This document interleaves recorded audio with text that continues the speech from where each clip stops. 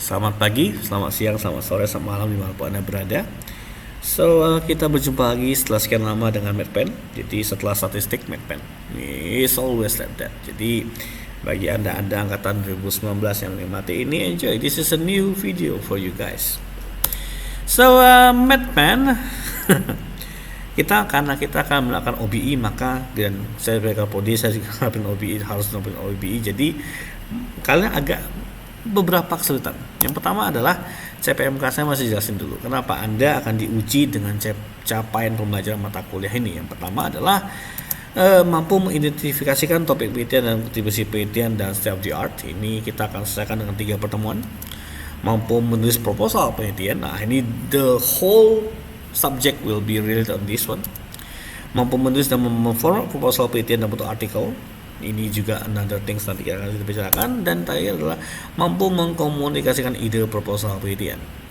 Bagaimana cara kita mengujinya? This is the tugas-tugas need to be done. So, tugas yang pertama, proposal topik penelitian dan tinjauan pustaka. Ini di summit pertemuan ketiga. Bab 1, pertemuan kelima. Bab 3, pertemuan ketujuh. Yes, sebelum UTS kamu udah jadi 2 bab. Tinjauan pustaka, pertemuan ke-10. Draft artikel ilmiah, pertemuan ke-13. Yes, it's very scary. UTS, progress proposal penelitian, relax, itu high progress, yang khawatir. UASnya 2 proposal penelitiannya dan sidang proposalnya. Persentasenya dapat lihat di layar. Dari 5% sampai dengan 25%. Sorry, itu agak salah. Biarlah. Next, kita mulai dengan subjek hari, yaitu identifikasi masalah dan state of the art. Kita mulai dengan bagaimana cara kamu memulai ini, bagaimana cara kamu merefine hal-hal ini, dan bagaimana cara kamu memutuskan topik yang mau ambil itu apa. Oke, research in a glance. Kita mulai dengan pendahuluan research dulu. Jadi semester lalu kamu sudah research, tapi researchnya masih uji coba lah menurut saya lah. But today kita bicara soal research, kamu harus pertama-tama root in theory. Segala sesuatu yang kamu sampaikan dan diskusi, baik itu terapan maupun dasar maupun pengembangan, itu semua berdasarkan teori-teori yang ada. Jadi kamu mesti tidak alergi untuk membaca. And then dikembangkan dengan konteks hari ini. Makanya karena boleh gunakan topik-topik yang sesuai dengan kekinian sekarang, nggak apa-apa. And then terutama adalah berkontribusi pada kemajuan pengetahuan. Kontribusinya apa? Nanti kita bicarakan. Dan kita menggunakan metode scientific. Ini membedakan antara proyek dengan research. Jadi apa sih beda? Kan sama-sama bikin video, Pak. Dulu semester 1 juga bikin video, semester 7 saya bikin video juga. Bedanya apa? Semester 1 kamu buat video dengan case study, jadi tidak ada metode khusus yang menggunakan. Tapi kalau kamu research, kamu ada metode yang sangat saklek yang mesti kamu gunakan, dan kamu mesti ikutin ujung ke ujung dan tidak boleh miss. And then you present your result in conclusion, and of course offer discussion and enlightenment. Jadi goalnya research, present result conclusion, offer discussion, kita akan bicarakan nanti pada pertemuan habis tes. Jenis research ada 3. Pertama, fundamental atau penelitian dasar. 2, applied atau terapan. Dan ketiga, development atau pengembangan. Di mana untuk S1 itu adanya di penelitian dasar dan terapan. Bedanya apa?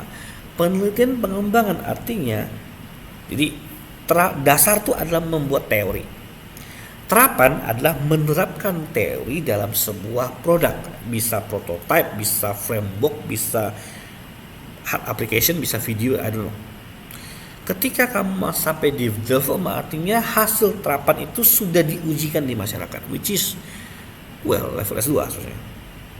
Jadi kalian di level dasar atau terapan, antara 2 itu. How to start this? 1, kita mulai dengan menanyakan pada diri Anda dulu 3 pertanyaan utama. 1, what is your specialty? Apa specialty Anda?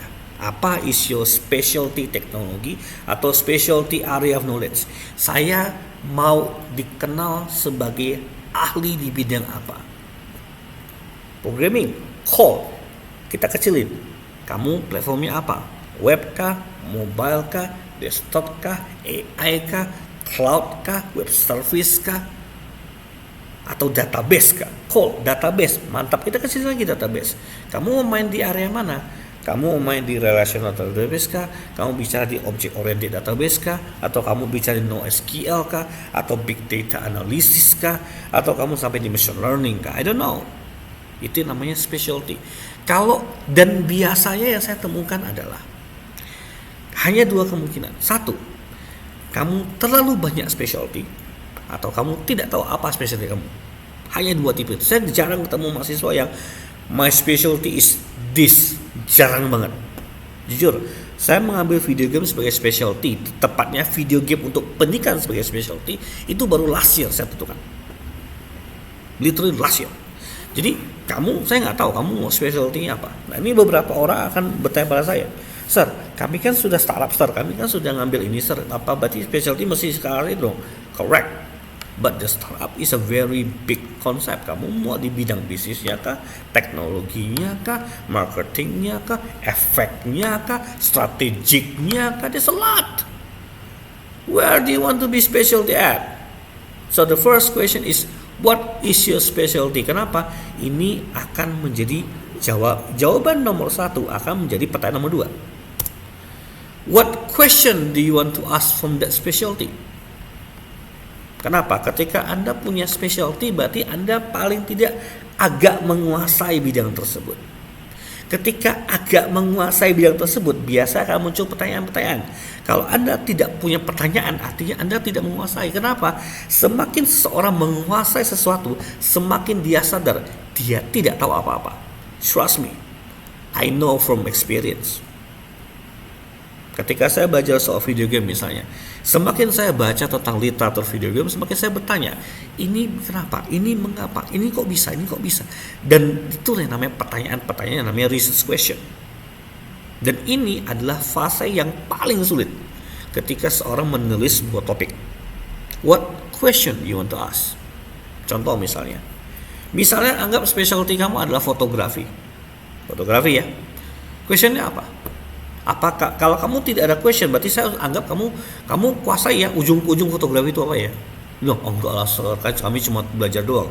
So what question do you want to ask?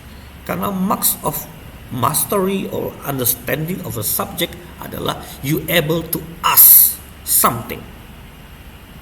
Ini yang saya agak lama ngomong ini nanti. Nanti di kelas saya akan langsung tembak question, mau tembak apa. And then number 3 adalah setelah kamu tahu questionnya apa, kamu akan tanya lagi, kenapa kamu nanya itu? Kenapa kamu mau tahu tentang itu? Contoh misalnya, my recent question is, how do you effectively use video game to teach morality? Why? Karena saya merasa mengajar seseorang dengan video game itu paling gampang adalah dengan mengajar moral. Saya dibesarkan oleh anime dan manga. Artinya most of morality dari yang saya pelajari berasal dari One Piece dan Bleach, and also Final Fantasy VII. So saya bertanya, apakah mungkin itu diterapkan di kehidupan sekarang, di kondisi sekarang ini di mana semua orang pandemi dan semua orang belajar secara online? Is it possible to use that? Apakah cara itu efektif atau enggak? That is the biggest question I have, and that's the why. Your turn is, what is your question and why do you want to ask that? Dengan kamu menemukan 3 ini, kamu sudah tahu topik kamu apa? Roughly. Kok masih roughly? Well, kamu mesti cek teorinya apa dulu. So today I want you to do these 3. What is your specialty? What question you want to ask from that specialty? And why do you want to ask that? Simple as that. Masalahnya itu belum selesai. Ada yang namanya tools untuk bantu Anda. Anda bisa pakai Google Scholar, Anda bisa pakai jurnal UIB.id. Jurnal UIB.id itu apa? Melihat skripsi kakak kelas. Monggo, semua sekarang tersedia semua itu. And then, what should you do to answer those 3 questions? Simple. Search, read, extract that reading, and then decide.